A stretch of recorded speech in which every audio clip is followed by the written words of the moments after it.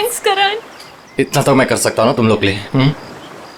अब तुम्हें और आयशा को उस सड़े हॉस्टल में रहने की कोई जरूरत नहीं। बिल्कुल सही कहा करण। वैसे करण, मधु, मुझे लगता है ना कि जिस दिन तुम्हारी और मधु की शादी हो जाएगी ना, उस दिन तुम तो मधु को पूरा के पूरा मोहल्ला ही गिफ्ट में दे देने वाले हो।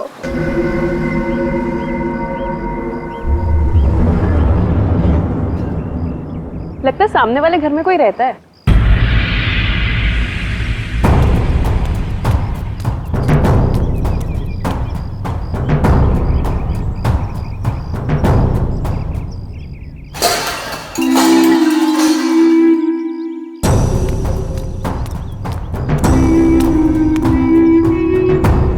हाय, आई एम मधु। ये आयशा, हम आपके पड़ोसी हैं। हाय। और आप? मैं सामने के घर में रहता हूँ अपनी माँ के साथ। मेरा नाम विनय है और वो खाना अच्छा बनाती है। अब वो कौन? मेरी माँ खाना अच्छा बनाती है। तुम कौन हो? मैं करण हूँ, मधु का बॉयफ्रेंड। बॉयफ्रेंड गर्लफ्रेंड बॉयफ्रेंड गलत बात है। नहीं, माँ ने कहा है बॉयफ्रेंड गर्लफ्रेंड, गलत बात है। विनायक,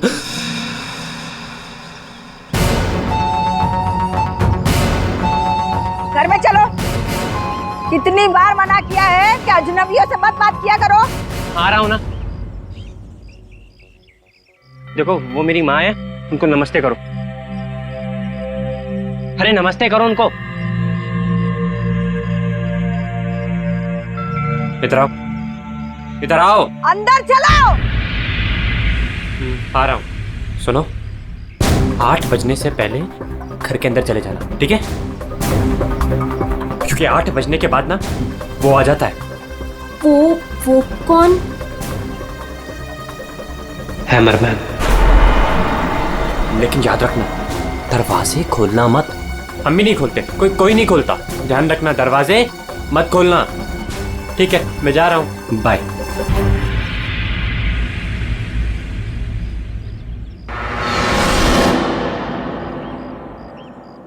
दिमाग खराब है इसका यार। इसकी माँ से बांध कर क्यों नहीं रखती है? क्योंकि उसकी माँ भी तो उसकी तरह अजीब ही है एक्चुअली। चलो सामान रखते हैं। यू आर ऑलराइट ना? या, आई एम फाइन।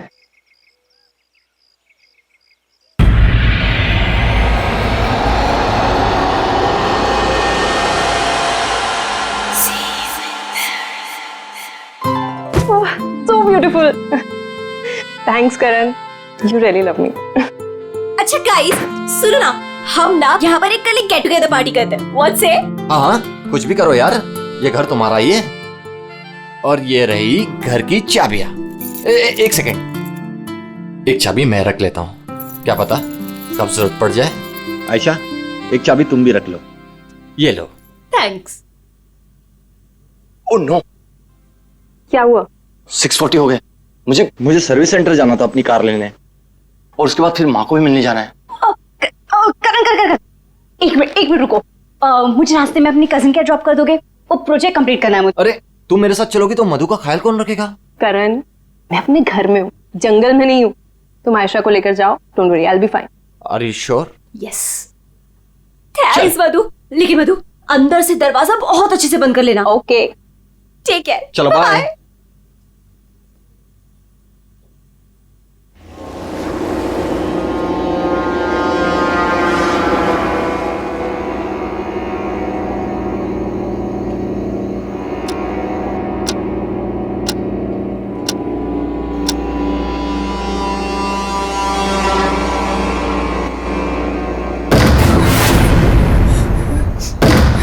कौन है? कौन है वहां? दरवाजा खटखटाना बंद करो। डरती नहीं हूं मैं।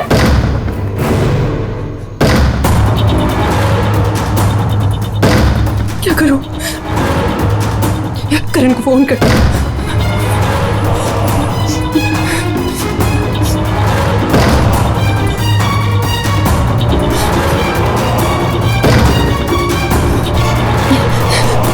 करण का फोन स्विच ऑफ जा रहा है। आयशा को फोन करती हूँ।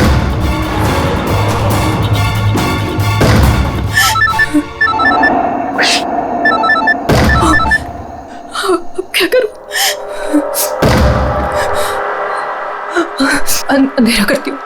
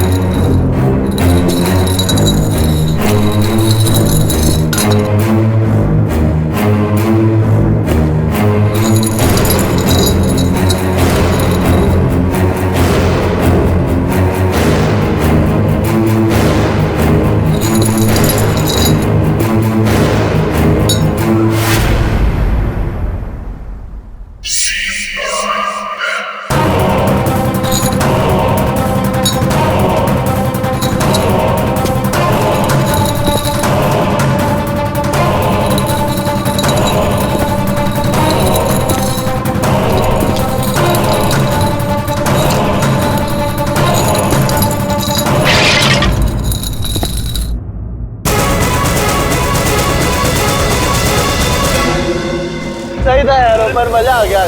कल रात को तो क्या मस्ती मारी यार। अरे पूछो मत यार, मजा आ गया था बहुत। बस रोक दो यार, थैंक यू। अरे मधु ना आज मेरी जान ही ले लेने वाली है। एक तो मैं अपना फोन भूल गई, रात को घर भी नहीं आई। लगता है आज तो वो मुझे ना पक्का इस घर से निकाल ही देने वाली है। अरे अगर वो तुझे घर से निकाल देगी तो हम तुझे घर के अंदर फिर से डाल देंगे। क्यों अभी? ओहो मैडम, घर से तो तब निकलोगी जब घर के अंदर जाओगी। जाओ, डोरबेल बजाओ, मधु को लेके लंच पे जाना है, वीकेंड की प्लानिंग करनी है। गो फास्ट। जा रही हूँ। और जल्दी आओ।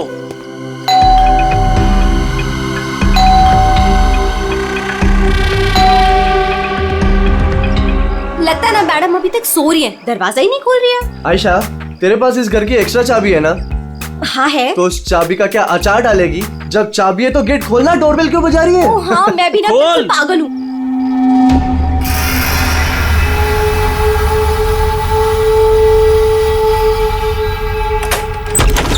मधु, अरे मधु, कब तक सोएगी? उठ मधु,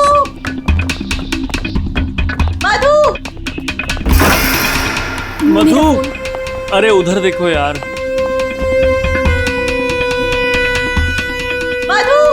मधु बाथरूम में भी नहीं है। अरे वो तो बाहर भी नहीं है यार।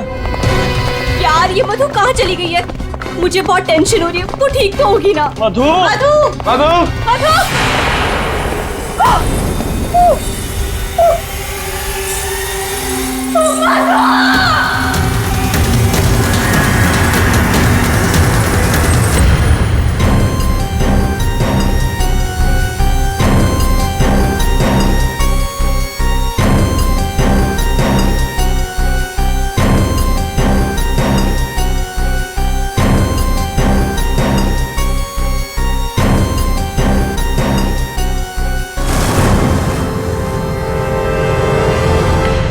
अभिजीत, इस हथौड़े से जिस पर भी वार किया गया होगा ना, लगता नहीं वो जिंदा बचा होगा। सर मगर लाश कहाँ है?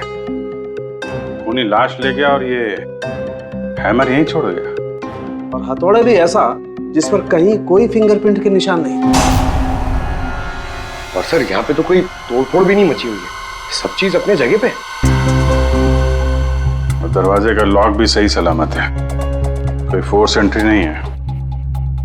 और मधु के दोस्त भी बता रहे थे जब वो लोग अंदर आए तो ये दरवाजा खुला हुआ था। शायद खूनी के पास डुप्लीकेट चाबी होगी।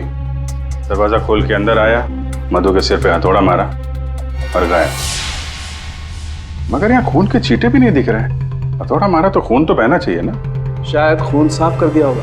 सिर्फ मधु ही यहाँ पे थी या कोई और भी था? नहीं सर, मधु इस घर में अकेली थी। इस घर की चाबी और किस किस के पास रहती है?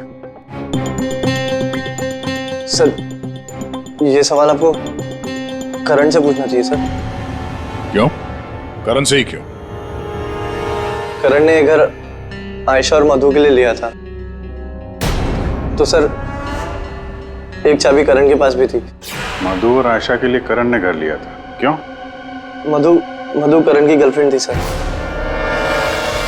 कल रात आयशा तुम कहाँ थी? सर वो कल रात मैं अपने कजिन को मिलने गई थी, वापस आना था तो लगेज यही छोड़कर गई थी, पर लेट हो गया था, सोचा कॉल कर मधु को सब बता दूं, पर अपना फोन भी यही भूल गई थी सर। जरा इस करण का फोन नंबर देना।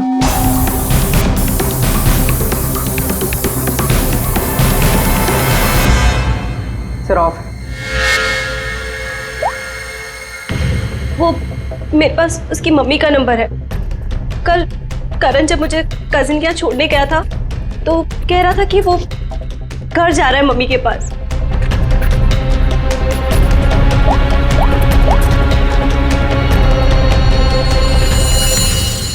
हेलो आंटी, करण है? कल रात को आया था क्या वो?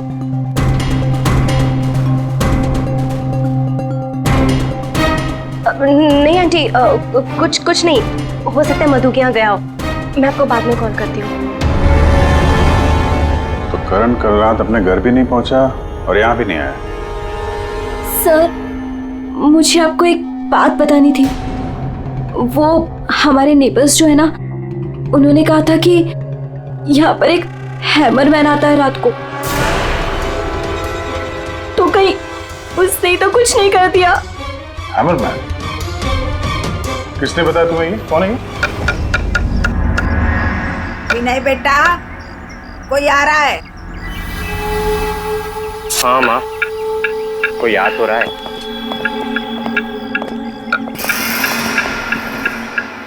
सब्जी काट रही है या लकड़ी काट रही है? काट वहां रही है, आवाज यहाँ तक आ रही है। रमोला जी, आपने कल इनसे हैमरमैन के बारे में कुछ बोला था क्या? आप ऑफिसर है, उस घर में कुछ हुआ है क्या? जी हम लोग सीआईडी से। उस घर में क्या हुआ ये बाद में बताएंगे। पहले आप लोग ये बताइए, हैमरमैन कौन है? क्या बता रखा है इन लोगों को आपने? नहीं, है वो सच में। रोज शाम को आता है और हैमर से दरवाजे और खिड़कियों पे ठोकता है। आप देखिए ना, वो उधर निशान बने। कल भी आया था रात को 8:30 बजे। सामने के घर में ठोक रहा था। इसीलिए मैंने पूछा कि उस घर में कुछ हुआ है क्या? आपने हैमरमैन को देखा है? देखा है। आपने हैमरमैन का चेहरा देखा? हाँ देखा है। कैसे दिखता है वो मास्क पहनता है। अच्छा, कल रात भी कुछ हुआ था? कुछ देखा है, सुना है आप लोगों ने? हाँ देखा था।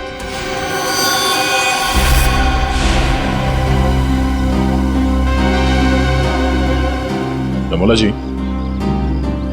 अभी आंख दिखाने से कोई फायदा नहीं। बोलो, क्या देखा था तुमने? कल रात 8:30 बजे मैंने खिड़की से देखा कि बस फिर मैंने नहीं देखा। माँ ने खिड़की बंद कर दी। एक आदमी और एक औरत। वो आदमी तो करण हो सकता है। और सर वो औरत? करण की कोई साथी? दोनों अंदर गए, मधु का खून किया और लाश लेके पीछे के रास्ते से निकल गए। एक बार पीछे की तरफ देख लेते हैं। आप लोग यहीं पे रुकिए। पूर्वी, इनसे हैमरमैन का स्केच बनवाओ। पीछे के दरवाजे से वही घुसेगा जिसे अपने पड़ोसियों की नजरों से बचना होगा। वो नहीं होगा जो मधु को लेकर निकल गया।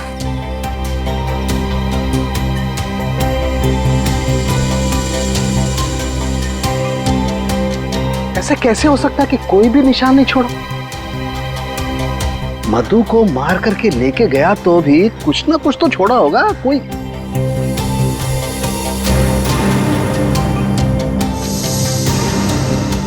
एक मिनट, ये क्या है?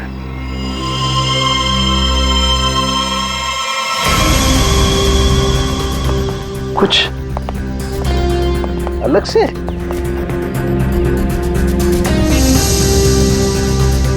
नी मिट्टी यहाँ पे?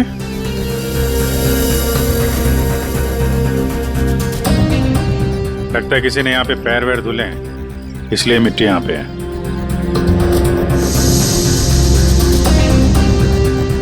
अभिजीत, ये मिट्टी में जो है ये बहुत खास है। ये देखो, इस मिट्टी में एल्गी है। शैवाल? शैवाल एक तरीके की काई होती है, और ये काई यहाँ की मिट्टी में नहीं हो सकती। ये तो ऐसी मिट्टी में होगी जो पानी वाली जगह होगी, कोई तालाब, कोई झील, कुछ ऐसा। झील, तालाब? ये तालाब है जो मधु के घर से सबसे नजदीक।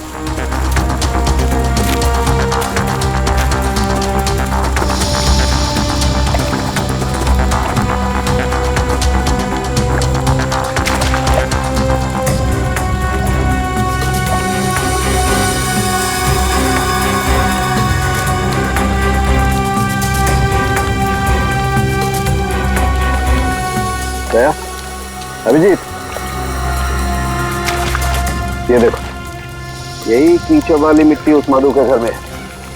इसमें भी वही एल्गी है, वही काई। तब तो ये मिट्टी अपने आप तो नहीं आई होगी ना, कोई ले गया होगा यहाँ से। अरे यार पंकज, जो आदमी इस तालाब से मधु के घर गया होगा उसके जूते के साथ चली गई मिट्टी। अब गया तो वही होगा जिसके पास मधु के घर की चाबी थी।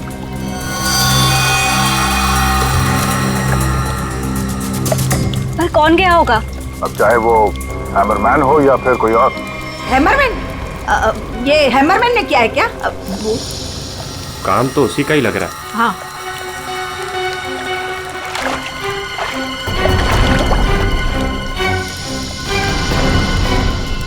हाँ, वहाँ नीचे कुछ दिख रहा है।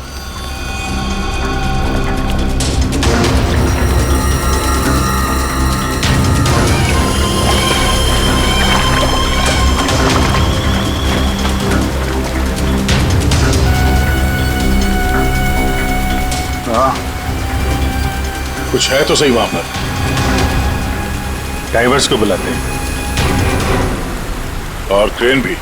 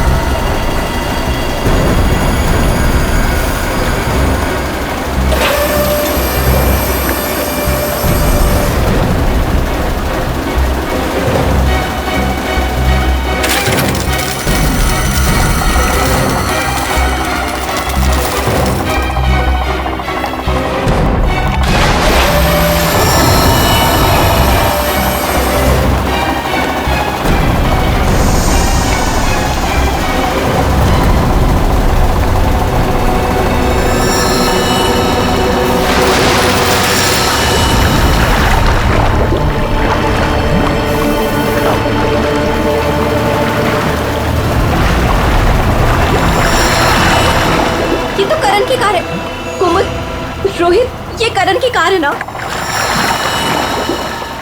कुमुद, रोहित, ये करण की कार है ना? पर करण अपनी कार इस तालाब में क्यों फेंकेगा? हो सकता है हैमरमैन लेकर आया हो। करण की कार का नंबर और इस कार का नंबर दोनों सेम है।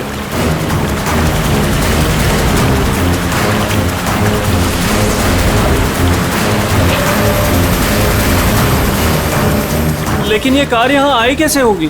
अब जाहिर सी बात है, करण की कार अपने आप इस झील में तो नहीं गई होगी। और कल करण ने आयशा से कहा था ना कि अपनी माँ के घर जा रहा है, तो अपनी माँ के घर तो नहीं गया, मधु के घर गया। मधु के घर की चाबी भी थी उसके पास। लगता है ये करण ही हैमरमैन हो। ये हैमरमैन के साथ मिलकर उसने मधु का फोन कर दिया, लाश इसमें डाल दी और कार पानी में फेंक दी। आप लोग यहीं पे रुकिए।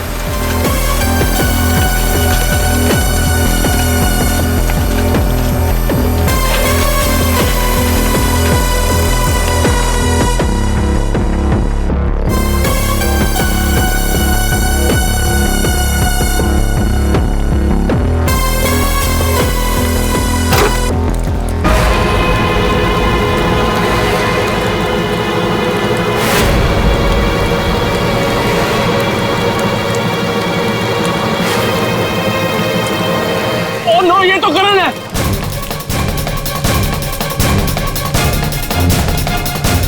प्लीज प्लीज आगे मत जाइए।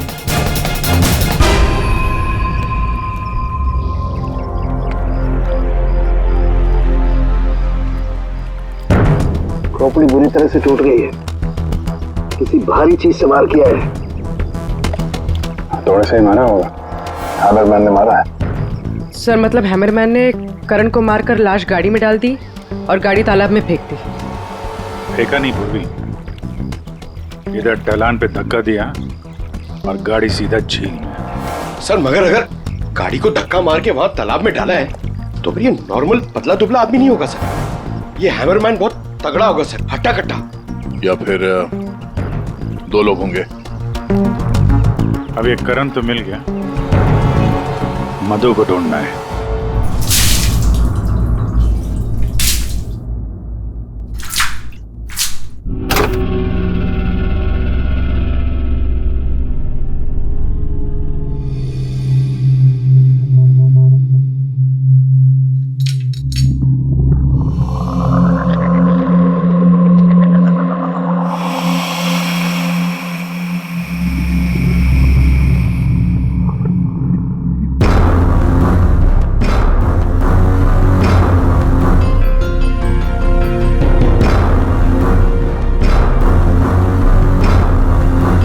कपड़े का टुकड़ा, इस कपड़े के टुकड़े का रंग करण के कपड़े के टुकड़े से तो मैच नहीं करता है, तो शायद ये खूनी का होगा। सर क्या होता रहेगा? सर इस कपड़े के टुकड़े के अलावा और भी ऐसा कुछ है जो हमें बहुत कुछ बता सकता है। अंगूठी डायमंड की है, लगता है कार चलाते समय गियर बदलते वक्त गिर गई होगी। तो ये लड़की कार चला रही होगी तो तारिका कार चलाने वाला इस मिरर को भी जरूर एडजस्ट तो करता ही होगा ना, क्या बोलती है? सही बात। तो फिर ये मिरर भी कुछ ना कुछ कहानी जरूर बताएगा।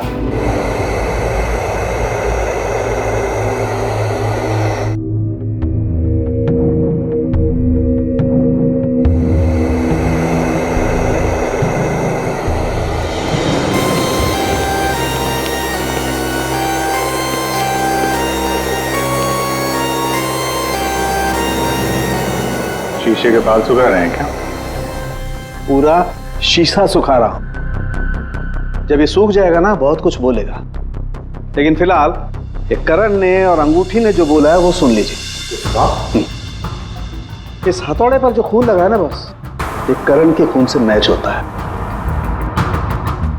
मधु के घर में करण की ही हत्या हुई। और सर ये हीरे की अंगूठी मिली हमें उस गाड़ी में से, ड्राइवर सीट के नीचे पैरों के पास। ये अंगूठी?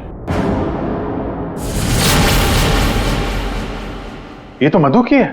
हाँ सर, हमने मधु के घर से उसके कुछ फोटोग्राफ्स लिए थे, उसमें मधु ने यही अंगूठी पहन रखी। इसका मतलब वो कार झील तक मधु चला कर लाई और इसीलिए वो अंगूठी कार में गिर गई। तो क्या करण का खून मधु ने किया? नहीं दिया, मुझे नहीं लगता। ये चक्कर कुछ और ही है। अगर ये अंगूठी मधु रेगुलरली पहना करती थी तो इतने आसानी से उंगलियों से निकलेगी ही नहीं ना, वो गिरेगी ही कैसे? वो तो जरूर वहां पर जानबूझकर डाली गई थी ताकि सारा शक मधु पर जाए और हम मधु के आसपास ही घूमते रहे। और सर मधु का भी अभी तक कुछ अता पता है नहीं। लो भाई, इस शीशे ने भी मुंह खोल दिया है। ये देखिए, इस पर बहुत सारी उंगलियों के निशान हैं। मधु यहाँ पर है नहीं, वरना उसकी उंगलियों से मैच करके देख। कोई बात नहीं सर, जब मधु मिल जाएगी तो मैच कर लेंगे। काम करते हैं, 7 बजे से लेकर 9 बजे तक ये करण कहाँ था इसके डिटेल्स निकालते हैं। अपने आप सब कुछ पता चल जाएगा। तो करण का सेलफोन डेटा जो हमें मिला उससे ये पता चलता है कि करण और आयशा 6:44 पर मधु के घर से निकले थे और उसके बाद 7:15 पर करण ने आयशा को ए ब्लॉक पालिन चौक ब्लू पार्क पे ड्रॉप किया था और वहां से करण को जाना था अपनी माँ के घर बराली, लेकिन वहां ना जाकर ये वापस मुड़ता है और मधु के घर की तरफ आता है और उसी रास्ते में 5 किलोमीटर तक जाने के बाद सर करीब 7:30 बजे जेसी मार्केट फुलवाड़ी में वो रुकता है और यहाँ पे एक और नंबर आके उससे मिलता है सर और ये नंबर करण के साथ करीबन 10 मिनट तक रहता है और उसके बाद वो नंबर गायब हो जाता है और वहां से करण मधु के घर पहुंचता है 8 बजे और 8:40 पर उसका फोन बंद हो जाता है। दूसरा नंबर किसका है जो करण से जेसी मार्केट में मिला था? सर रोहित का। रोहित, तुम करण का खून होने से पहले उससे मिले थे पूरे 10 मिनट के लिए, क्यों? सर मैं अपने दोस्त की मौत से बहुत ज्यादा डरा हुआ था सर, और मुझे समझ में ही नहीं आ रहा था कि मैं कैसे रिएक्ट करूं, क्या बोलूं। वो तो अचानक से उस दिन मैं उसे जेसी मार्केट में मिला, मैंने सडनली उसे वहां देखा। अरे करण! हे रोहित, कैसा है यार? कैसा है मेरा भाई? अरे तू यहाँ इस खिलौने की दुकान में क्या कर रहा है यार? तुझे यहाँ क्या जरूरत पड़ गई आने की? अरे बस ऐसे यार, किसी के लिए सरप्राइज ले रहा था और उसे सरप्राइज ही रहने दे। अच्छा सरप्राइज? चल यार, मुझे थोड़ी जल्दी है। कल मधु के इधर तू आ रहा है ना पार्टी में? हाँ कल आ रहा हूँ ना। लेकिन तू जा कहाँ रहा है? बस यार थोड़ा जल्दी में हूँ। अरे मैं तुझे छोड़ देता हूँ, चल मेरी कार पार्क है यहाँ। तू कल मिल मुझे। अच्छा चल सी यू, बाय। और मेरे लिए तो ये सरप्राइज की बात थी सर, क्योंकि मैं उससे 2 महीने बाद मिल रहा था। ठीक है, तुम जा सकते हो, लेकिन जब तक इस केस की तहकीकात पूरी नहीं होती तुम ये शहर छोड़कर कहीं नहीं जाओगे। जाओ।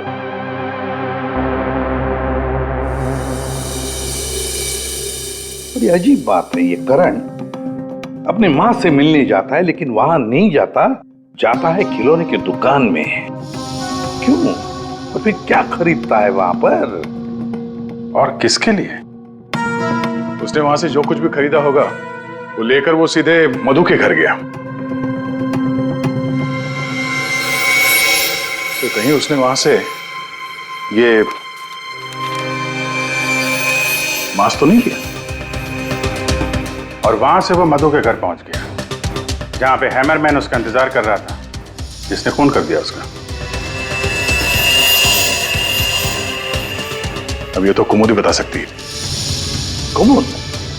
सर आखिरी बार करण की बातचीत फोन पर कुमुद से हुई थी और विनय ने भी बताया था सर कि उस रात हैमरमैन के आने से पहले घर के बाहर उसने गाड़ी के हेडलाइट पे 2 लोगों को देखा था सर, एक लड़का और एक लड़की, और उस लड़की के हाथ में कुछ ऐसा था जो चमक रहा था। सर कुमुद के हाथ में भी एक ब्रेसलेट है, वही चमक रहा होगा। ये कुमुद और करण होंगे घर के बाहर।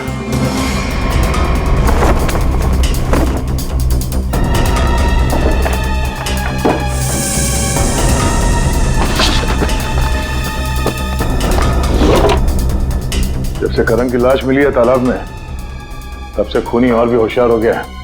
सर लगता है ये टीम बहुत छोटी है सर, कुमुद, मधु और ये हैमरमैन।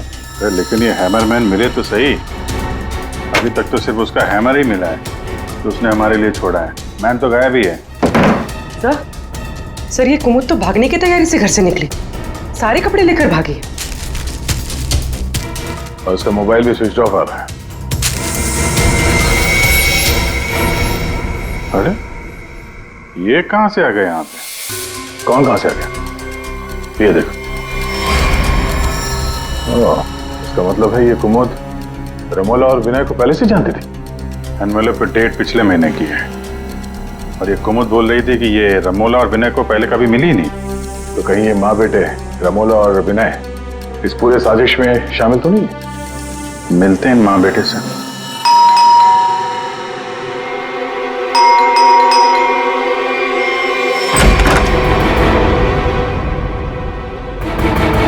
पूरी पंकज घर की तलाशी लो, देखो कोई है क्या अंदर।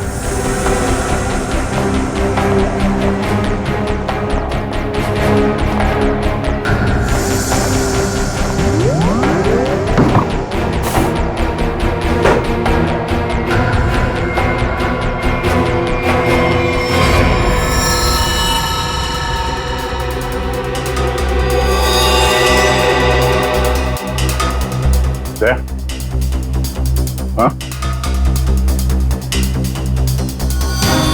ये दीवार देखो यार,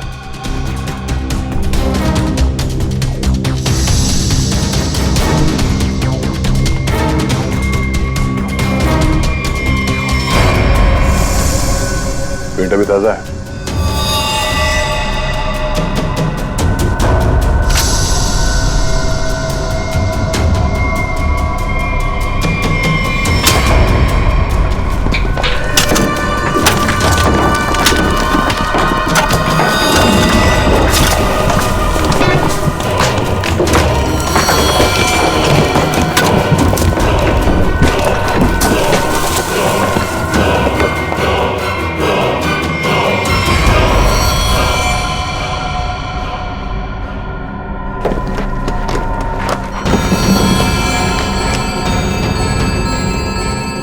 ये तो मधु है, मार के गाड़ दिया दीवार के अंदर, इसीलिए हमें ये कहीं मिल नहीं रही थी।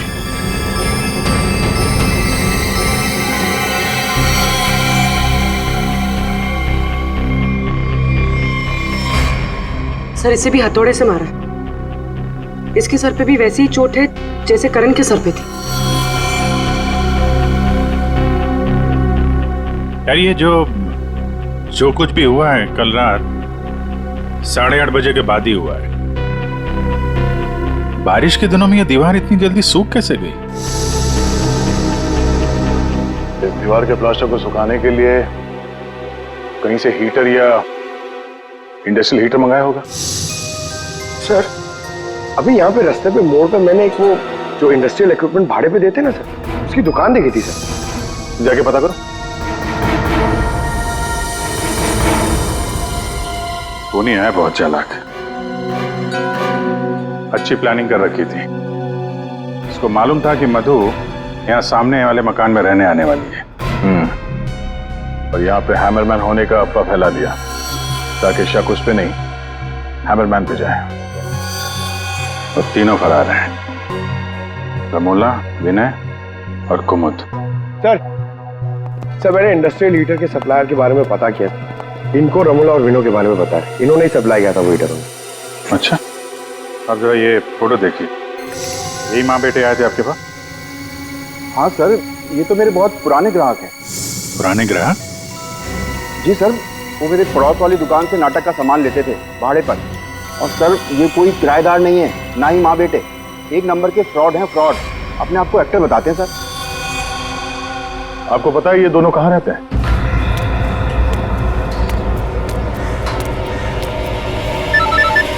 तो निकल, मैं मिलता हूँ। हाँ चल मिलते हैं। हेलो, मैं चंपा बोल रही हूँ, चाय पानी फिल्म से। हाँ जी बोलिए ना।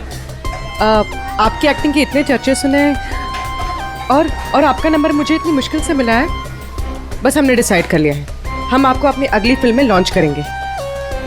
लॉन्च करेंगे मुझे? मतलब आखिर आपने मेरा टैलेंट पहचान ही लिया? हाँ, अब 1-2 दिन में शूटिंग शुरू हो जाएगी। बस एक प्रॉब्लम है, आपकी बड़ी बहन के कैरेक्टर के लिए कोई अच्छी एक्ट्रेस मिल नहीं रही। बस वो कंफर्म हो जाए तो हम शूटिंग शुरू कर देंगे। अच्छा बड़ी, अरे है ना, बड़ी बहन है। मैं आपकी प्रॉब्लम सॉल्व करता हूँ। अरे वाह, आपने तो मेरी टेंशन ही खत्म कर दी। आप अपनी गली के बाहर आ जाइए, मैं गली नंबर 7 पे खड़ी हूँ। अरे तेरी, अरे मौसी बाहर निकलो। क्या है? अरे बाहर निकलो। क्या हुआ? अरे अपनी किस्मत खुल गई, रोल मिला है अपने को। रोल? हाँ। कौन दे रहा है? कहाँ? अरे बाहर खड़े हैं ना गली के, तुम चलो मेरे साथ, चलो। अच्छा, चलो चलो।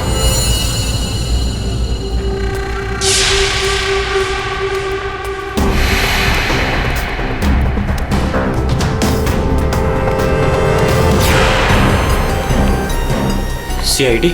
हाँ CID। कहाँ जा रहा है? अच्छे मुजरिम का किरदार तो तुम लोगों ने निभा दिया, अब जरा एक अच्छे गवाह का किरदार भी निभाओ और ये बताओ कि कुमुद कहाँ है?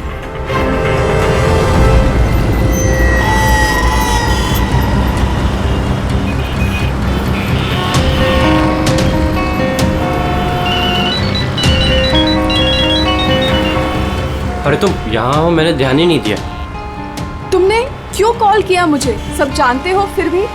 अब मैं क्या करता? सीआईडी बुलाएगी तो क्या आना ही पड़ेगा। सीआईडी? तुमने मुझे सीआईडी के कहने पे यहाँ बुलाया? मैडम आप बहुत स्मार्ट है, लेकिन हम आपसे ज्यादा स्मार्ट है। सर आप मेरी बात सुनिए। नहीं, बात सुनेंगे आपकी, लेकिन बेरो चल के सुनो। चलिए। कहाँ भाग रही मैडम?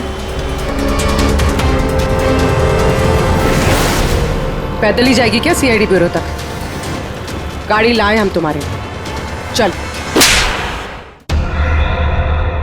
और कितना इंतजार करना पड़ेगा? आखिर कोई बताता क्यों नहीं कि हुआ क्या है? जरूर बताएंगे आयशा जी, जरूर बताएंगे। लेकिन इससे पहले कि हम बताएं, तुम हमें बताओ कि हुआ क्या था। मैं? मतलब ये कि आप और मधु एक नए घर में शिफ्ट होती है, जहां पहले से ही कुछ गड़बड़ चल रही होती है। ऐसे में आप मधु को उस घर में छोड़कर अपने किसी कजिन के घर चली जाती हैं, और तो और अपना मोबाइल फोन भी वहां रख के जाती है, ताकि मधु तुमसे तो मदद न मांगे। अजीब है ना? सर, मधु मेरी बहन जैसी थी। उसके साथ कुछ गलत करने के बारे में मैं सोच भी नहीं सकती हूँ। अच्छा, बहन जैसी थी? बहन तो नहीं थी ना? हाँ? अभीर, इस पूरे इन्वेस्टिगेशन में किसी ने तुम पर एक बार भी शक नहीं किया, क्यों? जो भी पूछा उसके बारे में तुम्हें कुछ पता ही नहीं। और जब मधु का खून हुआ उससे ठीक पहले तुम्हारा मोबाइल फोन स्विच ऑफ। कोई तुम पर शक क्यों करेगा? सर आप मुझ पर गलत इल्जाम लगा रहे हैं सर। मैं तो आयशा और मधु से सिर्फ 4 दिन पहले मिला था। मैं ऐसा क्यों करूंगा सर? और सर मेरा फोन पानी में गिर गया था, इसके लिए वो स्विच ऑफ है। हाँ, पानी में गिर गया था, उसी झील के पानी में जहां से करण की डेड बॉडी मिली थी। सर ये सारा प्लान तो विनय और अमोला ने सेट किया था। पैसों की लालच में ये दोनों इतना गिर गए कि इन्होंने अपने हाथ खून से रंग दिए, मधु को दीवार में चुनवा दिया। और सर अभी भी यही आलाप राग रहे हैं कि हमने कुछ नहीं किया। सच में हमने कुछ नहीं किया है। ये लो, फिर वही राग। फंस गए थे हम। आपको हाँ कहते तो भी फंसते, और ना कहते तो भी फंसते। एक्टिंग करने हमें नहीं मालूम था इतना कुछ हो जाएगा। तो आप लोगों के हिसाब से मधु और करण का खून हम लोगों ने किया है? उन दोनों का खून तुम लोगों ने नहीं किया है, उन दोनों का खून किया है हैमरमैन ने। और वो हैमर हमारे पास है।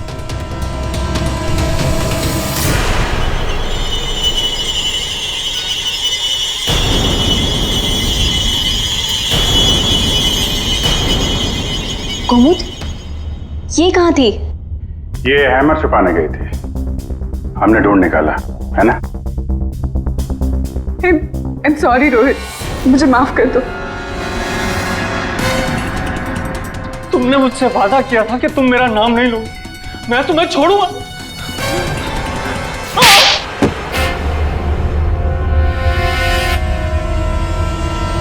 हाँ मैं हूँ हैमरमैन। क्यों मारा तुमने उन दोनों को? वो दोनों तो तुम्हारे दोस्त थे ना? कोई दोस्त नहीं, कोई प्यार नहीं, वो दोनों धोखेबाज थे। मधु 5 साल से मेरी गर्लफ्रेंड थी, और 5 मिनट में उसने मुझे लात मार दी उस करण के लिए। जानते हैं क्यों?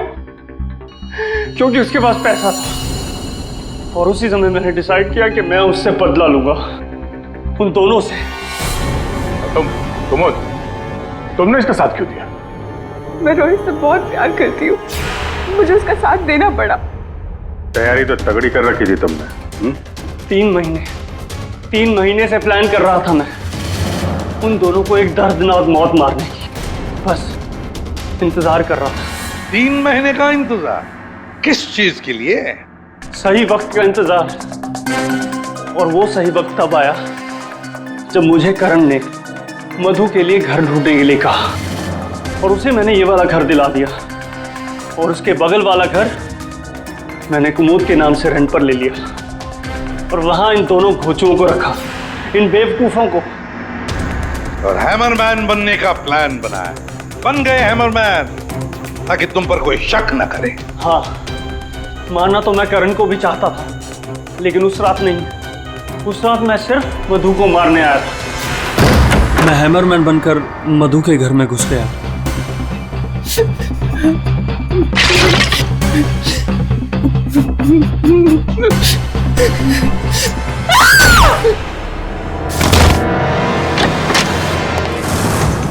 और मुझे इस बात का बिल्कुल भी अंदाजा नहीं था कि करण भी वहां पर आ जाएगा।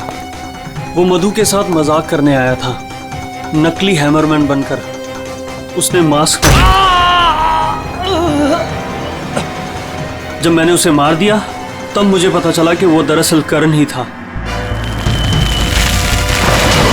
मैंने कुमोद, रमोला और विनय की मदद से दोनों लाशों को ठिकाने लगा दिया। रोहित जी, ये हथौड़ा हमें ना भी मिलता ना, तब भी तुम बच नहीं सकते थे, क्योंकि करण और मधु ने मरने के बाद भी हमें बताया कि खूनी तुम हो। रोहित, कुमुद, रमोला और विनय, तुम सबने मिलकर मधु और करण का खून किया है। अब जेल में बैठकर हैमरमैन की नई नई कहानियां सुनाते बैठना इन सबको, तब तक फांसी का ऑर्डर तो आ ही जाएगा।